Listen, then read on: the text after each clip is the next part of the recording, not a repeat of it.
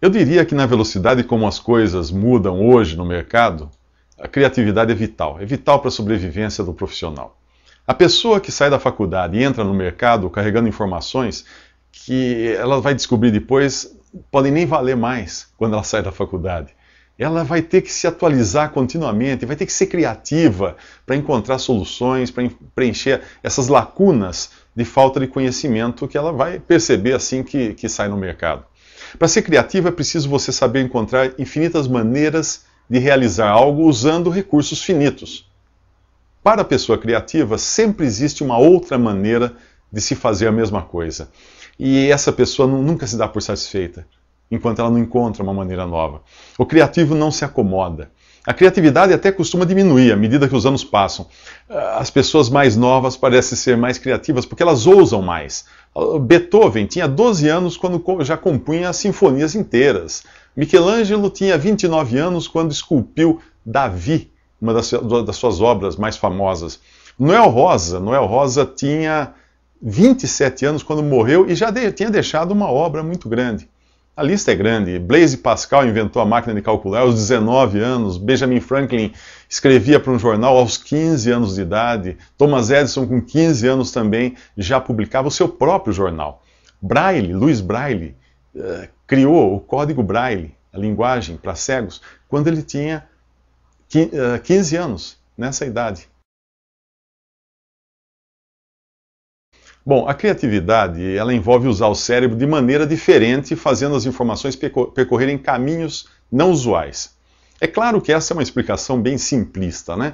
Mas um bom exemplo de você entender isso é pensar no caminho que você faz de casa para o trabalho. Se você fizer sempre o mesmo caminho, o seu cérebro vai criar um padrão para não pensar mais no assunto, para gastar menos energia. O cérebro sempre procura formas de gastar menos energia. E você não pensará mais no caminho, só em outras coisas. O caminho passa despercebido. O caminho acaba sendo automático. Só que com isso você também perde a oportunidade de observar detalhes do caminho, que não observou da primeira vez, detalhes sutis, porque agora o seu cérebro já não deixa você prestar atenção naquele caminho, ele está já automatizado.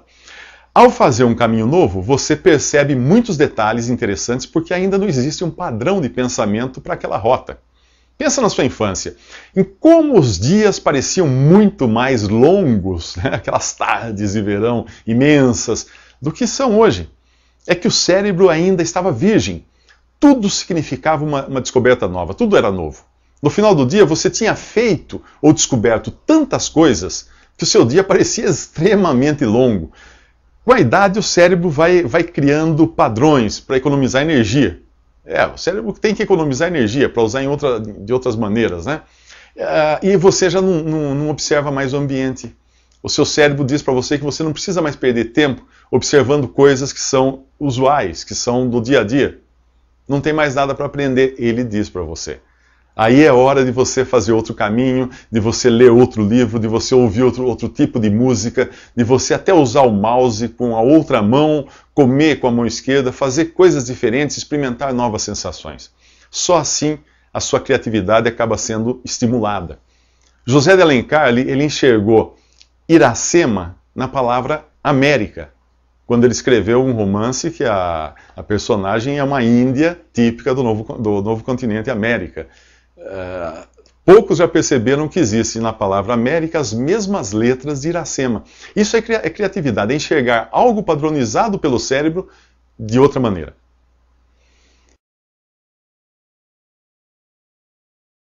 Bom, a criatividade costuma se desenvolver melhor em ambientes pouco organizados, onde não existam ainda padrões, onde as coisas ainda precisam ser feitas, onde não exista padrão ou pressão para se utilizar padrões. Um estudo que foi feito nos Estados Unidos mostrou que as empresas com maior índice de inovação estão localizadas em cidades onde também existe um clima mais boêmio.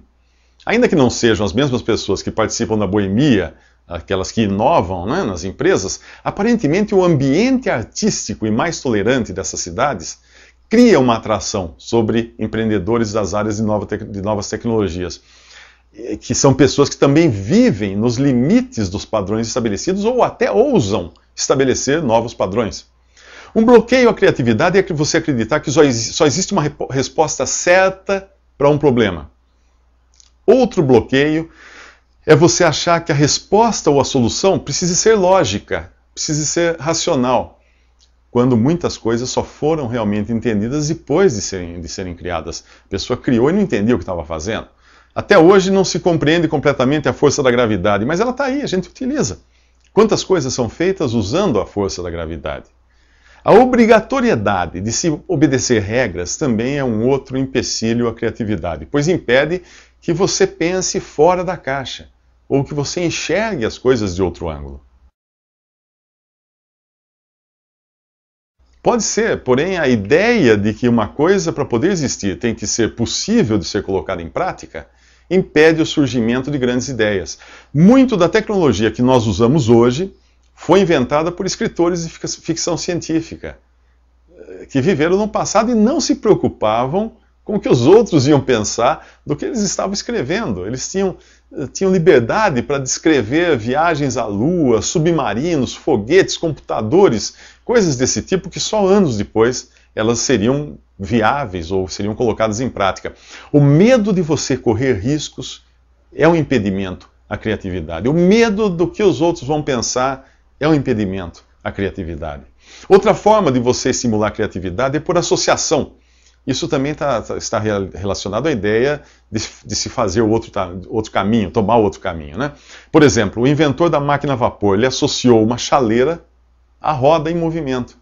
O Henry Ford, inventou a linha de montagem depois que ele visitou uma linha de desmontagem de bois num desses matadouros, onde os açougueiros ficavam todos parados e quem andava era o boi pendurado num gancho. E cada açougueiro cortava, tirava apenas um corte da carne.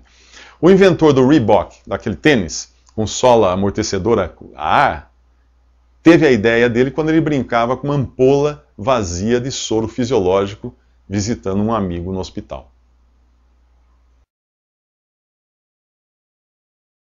Sim, geralmente são pessoas bastante disputadas no mercado, quando são empresas inovadoras que buscam essas pessoas, obviamente. Nem todas as empresas gostam de inovação e nem todas as empresas gostam de pessoas inovadoras, porque elas têm medo de investir em coisas ou pessoas que não estão comprovadamente ou não são comprovadamente viáveis. Elas podem achar que aquela pessoa viaja muito na maionese. Então você sempre terá oportunidades para pessoas criativas e para pessoas sem criatividade. Mas, obviamente, serão as primeiras, as criativas, que crescerão mais rápido. Pessoas criativas geralmente também não permanecem em empresas pouco inovadoras. Ou, quando permanecem, elas acabam tendo uma ocupação paralela, um hobby, alguma outra atividade, onde ela possa dar vazão àquela criatividade. É claro que há profissões que devem ser 100% criatividade colocada em prática. É o caso dos inventores, publicitários, escritores, atores, criatividade. Outras são mais rotineiras, mas nelas os criativos também acabam se revelando. Quando eles encontram maneiras melhores, maneiras mais rápidas, maneiras mais inovadoras de executar uma rotina que as pessoas executam há anos. Um programa de computador, o que é? Nada mais é do que uma série de rotinas em uma sequência lógica. Mas veja como os programas evoluíram em poucos anos. Sempre aparece alguém com uma ideia melhor para aquela mesma rotina.